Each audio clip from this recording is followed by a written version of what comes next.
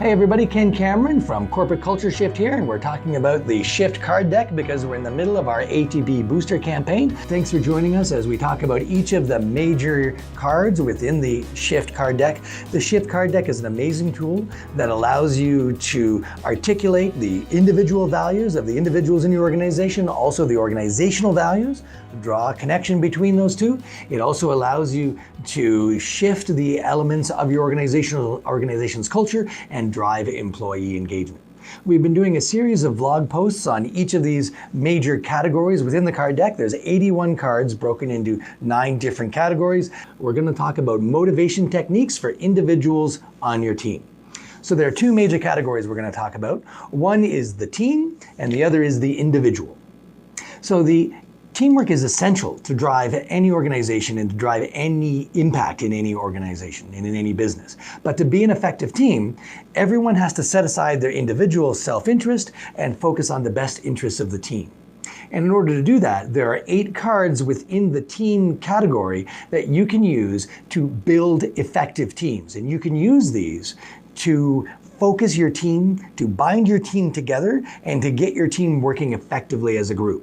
And one of the things we encourage leaders to do is if you have a weekly meeting, you could set aside 10 minutes at the beginning of each meeting to focus on one of these different elements within the team card deck. And over the course of 8 weeks, you would have an easy, rapid 8-week team building program. So let me go through each of those one at a time. So trust. Your team can't function without trust. Recognition. It's up to you as the leader to recognize the individuals on your team for good behavior, the kinds of values that you want to reinforce so that the rest of the team has a benchmark to live up to. Challenge. As human beings, we thrive on challenge, but the challenge has to be just slightly out of reach. Too far out of reach, and we tend to give up. If it's too easy, then it's not a challenge. So setting the right kind of challenge is vital to binding your team together. Relationships.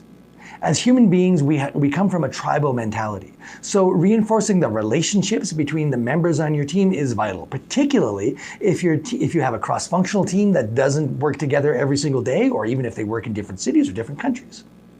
Vulnerability. The members of your team will bond together more effectively the more vulnerable they can be with one another. And that vulnerability needs to be demonstrated by you, the leader. Transparency.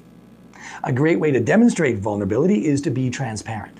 And it's also important to be transparent about the reasons why you're making the decisions that you're making. It's important to be as transparent as you can. And when you can't be transparent, to explain that you can't always be entirely transparent so that they know where those limits are, so that they know you're not just hiding something from them.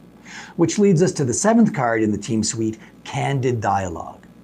As a leader, it's up to you to reinforce candid dialogue amongst members of your team so that they're not afraid to challenge you on things, so that they're not afraid to bring forth different points of view. It's up to you as a leader to value those different points of view so that you can encourage candid dialogue.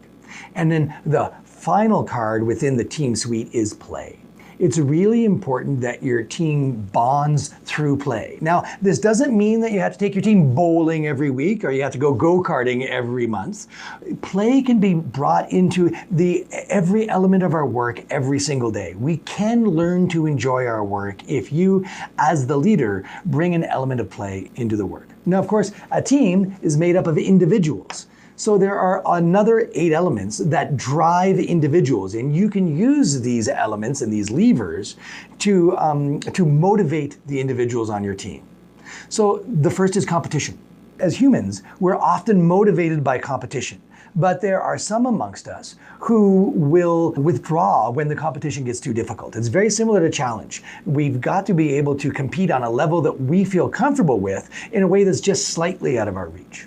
Satisfaction is very important. As individuals, we are driven when we are satisfied by the work that we're doing. And that also aligns to the purpose card, which we discussed in one of our other vlogs. Initiative. The individuals on your team have to take initiative so that they can be the ones driving the organizations towards the strategic plan. And you know, what I often say is if you're micromanaging your team, then that means you're the one doing all the heavy lifting. Whereas if the individuals on your team are taking some initiative, then they're helping you with that heavy lifting. And in order to do that, you've got to be giving your employees some autonomy. Because autonomy is one of the things that drives employee engagement. When employees don't have an adequate level of autonomy, then they become disengaged from the work that they're doing. But when you give them control over some aspect of their work, not over everything, but over enough aspects of their work where they can determine what they're doing and when they're doing it, then they begin to have a feeling of autonomy and they become engaged with their work as individuals. Opportunity and reward. The individuals on your team need to feel that they're being rewarded for the work that they're doing and that there are opportunities for advancement within the organization. And this doesn't always mean money. Opportunity and reward can also mean that you can reward them with status, you can reward them with new responsibilities, you can reward them with breaks even. But you need to focus on what kinds of opportunities and rewards you're giving to your individuals in order to drive them. Individual growth. Individuals in any organization need to know that they are valued as individuals and that their growth as individuals is valued by the organization. Often employees will remain at an organization when there are opportunities for growth, even when there isn't an increase in their salaries. So that can be just as valuable. And status is the seventh driver within the individual category. Status is very important, and we don't always mean money on this, and we don't always mean material wealth. You can achieve status through knowledge. You can reinforce status for individuals in the team by reinforcing the way in which they're good team players. So there are a number of different ways you can appeal to an individual status. And then finally, within this category, work-life health integration. And I don't mean work-life balance, I mean also work-life health and the way that it's integrated into the organization. If an organization doesn't give the employees an opportunity to kind of value their own health and balance it against their work, then those employees are invariably going to burn out. So those are the drivers for individuals and how you can also use those individuals to forge a valuable team. So thanks for joining us today when we talked about these two categories. And if you've enjoyed what we've heard today, join us for the rest of our vlogs, and we're going to go through all 9 of these major cards. Don't forget, if you're engaged by what you've heard today, click on the link on this page and join our ATB Booster campaign.